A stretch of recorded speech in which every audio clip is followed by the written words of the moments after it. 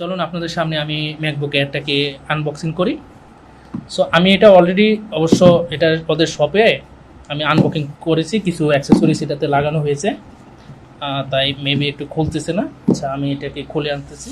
So এটা হচ্ছে MacBook এয়ারটা, এটার উপরে অলরেডি আমি কভার লাগিয়ে নিয়েছি।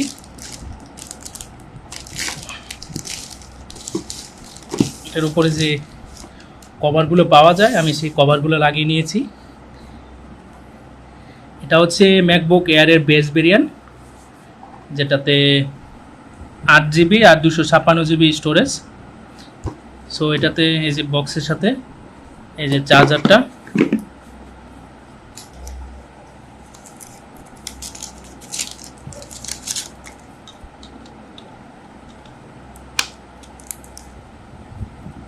যাক মোটামুটি লেগে গেছে। আর এটা যেই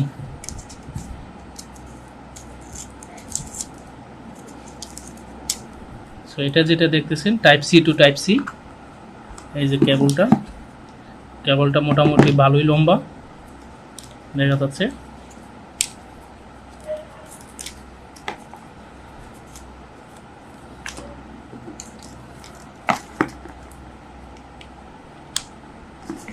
সো এটা হচ্ছে, চলুন আমি কিছু ম্যাকবুকটা দেখাই। ম্যাকবুকটা অলরেডি আমি কনফিগারেশন করে ফেলেছি, আমার সব থেকে কিছু টেস্টিংয়ের জন্য কনফিগার করা হয়ে গেছিলো, ওইখান থেকেই বেসিক সেট আপটা দিয়ে দিয়েছিল সেখান। সো আমি এটাতে এখনও চার্জ দিই নেই। এটার ব্রাইটনেসও মোটামুটি অনেক হিউজ, আপনারা কালারের এটা দেখলে বুঝতে পারবেন। যদিও এটা ডিসপ্লেটা অত্যন্তই ছোট আমার মধ্যে, আমি আমার আগের ল্যাপটপটা ছিল 16 ইঞ্চির ডিসপ্লে, এটাতে মাত্র 13 ইঞ্চি। তারপরে আবার সাইডের বেজেলে একটু ছোট, তারপরে কারণে ল্যাপটপটা অনেক ছোট লাগতেছে। চলুন একটু এই কম্পারিজন আপনাকে দেখাই, তাহলে বুঝতে পারবেন। এটা হচ্ছে আমার আগের ল্যাপটপটা, আর এটা হচ্ছে, এটা দেখতে পাচ্ছেন 3 ভাগের 2 ভাগ মাত্র। চলুন একটা ভিডিও প্লে করে দেখাই আপনাদের, তাহলে কম্পারিজনটা বুঝতে পারবেন।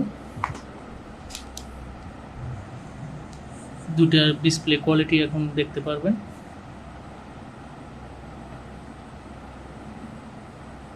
এটার মাউস প্যাডটা আসলেই জোস, অ্যাপলের মাউস প্যাড। আমার 16 ইঞ্চি ল্যাপটপের মাউস প্যাড দেখেন মাত্র 2 থেকে 3 ইঞ্চি হবে, এটা প্রায় মিনিমাম 5 ইঞ্চির মতো লম্বা চওড়া।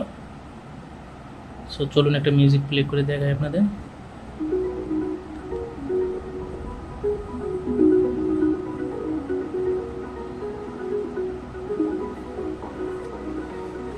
সো আপনারা ডিসপ্লে কোয়ালিটি দেখতেছেন আর সাউন্ড কোয়ালিটি দেখতেছেন, মোটামুটি ছোট হলে কি অনেক সাউন্ড।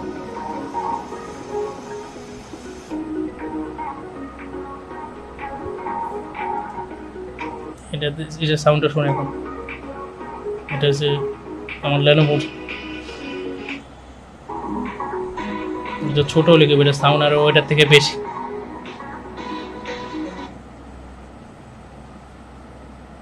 তারপরে আমি লেনোভোটাকে খারাপ বলবো না, এটা যেহেতু এইচডি প্লে হচ্ছে এটাকেও এইচডি দেই।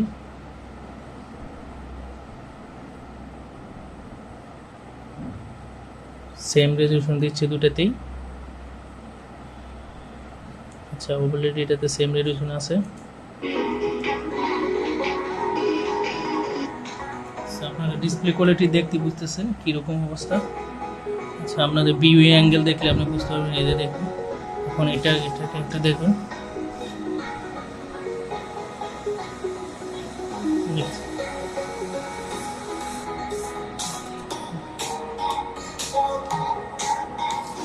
মোটামুটি